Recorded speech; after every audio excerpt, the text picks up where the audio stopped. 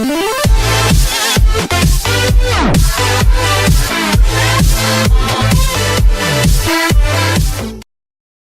the addition of lyrics have Olympic figure skating judges singing along?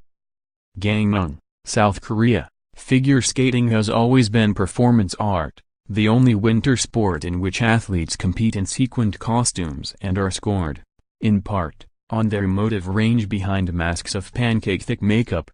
Now comes another performance element at the 2018 PyeongChang Olympics. Single skaters will be allowed to compete to music with lyrics for the first time in Olympic history, a prerogative that previously belonged solely to ice dancers. The hope is that opening figure skating's songbook will boost TV ratings and entice a wave of youngsters to try the sport, ensuring the next generation of fans and would-be gold medalists. But the question remains, how will it play with Olympic judges?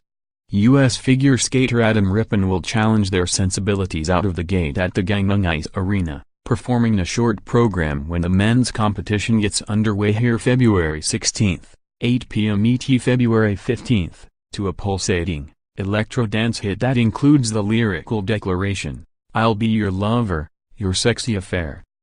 How to watch figure skating at the 2018 Olympics in PyeongChang, New York. Native Jimmy Ma took a bolder creative leap last month at the 2018 U.S. Figure Skating Championships, competing to the hip-hop party anthem, "Turn Down for What?" Ma, 22, didn't make the Olympic team, finishing 11th, but fans went wild at San Jose's SAP Center. If commentators were puzzled by the lyrical loop of "Fire Up That Loud," another round of shots, "Turn Down for What?" and judges were unimpressed, Ma scored a major victory in posing the musical question, can DJ Snake and Lil Jon save figure skating? Four-time world champion and 1984 Olympic gold medalist Scott Hamilton thinks so. Of all the rule changes they've had in the last 20 years, this was one that was directly intended to please the skating audience, said Hamilton, 59. A huge fan of the International Skating Union's decision, which took effect with the 2014-15 season. Whenever we do ice shows or Stars on Ice, in which popular songs are used, they do market studies. And most people say, I loved the music. It's music I can relate to. It's a performance sport, and when you're allowed to interpret the spoken words, it's easier than trying to paint a picture to classical music or instrumental music. Roheen Ward, a two-time figure skating choreographer of the year, was initially skeptical but counts himself among the converted after collaborating with U.S. figure skater Jason Brown, an alternate on the 2018 Olympic team, on a program based on a song from the musical Hamilton. I definitely think anything helps, at this point, to get the sport's popularity back up, to get people noticing it again, Ward said in a telephone interview. Who among kids today is listening to classical music? Not many, unless they're skating or doing ballet. To get kids to want to skate, you've got to have music they like. No doubt, the aesthetics of figure skating are increasingly remote to today's audiences. Tchaikovsky, Ravel and Rimsky-Korsakov are unfamiliar to most young viewers. Moreover, figure skaters' interpretations of their classics, Swan Lake, Bolero and Scheherazade, border on tiresome, if not tapped out. Only the geekiest figure skating devotees debate who rendered the Persian princess Scheherazade more poignantly, Michelle Kwan? Japan's Mao Asada? South Korea's Kim Yuna? Italy's South Carolina Costner? Not everyone is on board with the change, however. Veteran coach Frank Carroll, an inductee into the World Figure Skating Hall of Fame, said he believes music should be in service to the skater and not the other way around. He points to Kwan, his most decorated and beloved pupil, and her power to transport audiences, and judges, through her interpretive brilliance. Every work, she interpreted with her face and her fingers, Carroll said of Kwan, a 5-time world champion, 9-time U.S. champion and Olympic silver and bronze medalist. There are not many people like that. That's why she was a legend.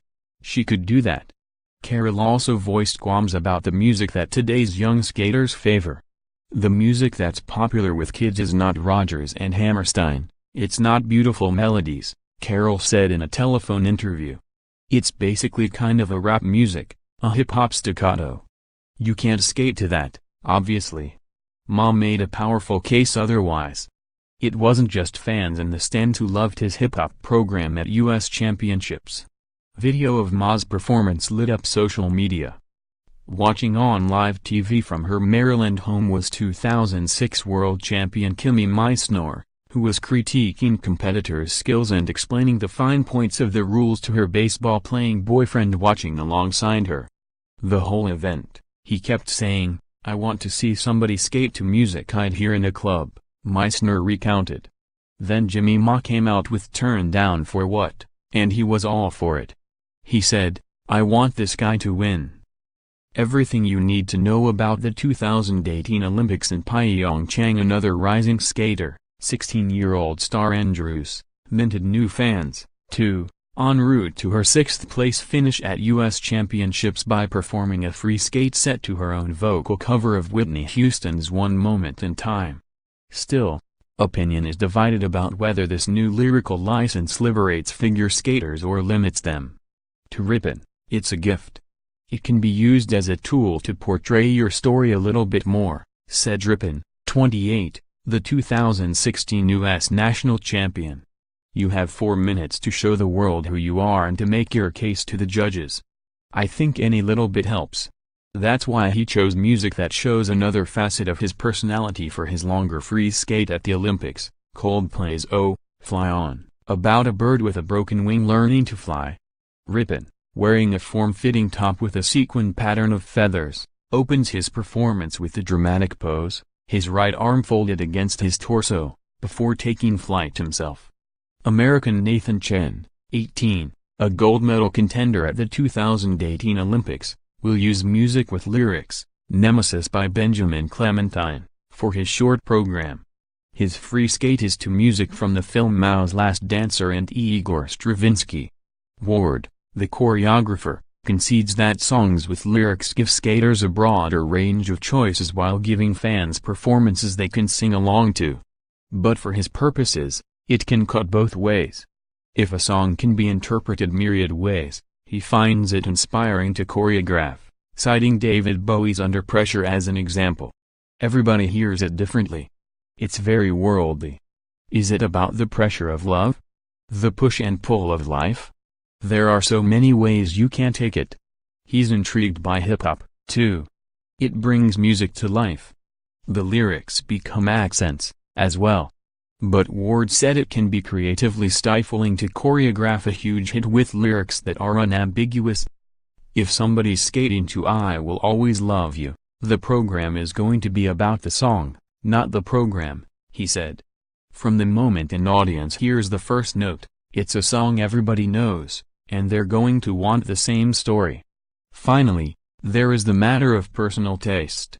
What is music to one ear is often noise to another. And it's possible that lyrical content becomes the next subjective element of figure skating judging at the Olympics, which is already puzzling enough for viewers who tune in every 4 years. It's worth the risk, in Hamilton's view. I love the spectrum. I hear Hallelujah and Turn Down for What, and they both hold their own, Hamilton said.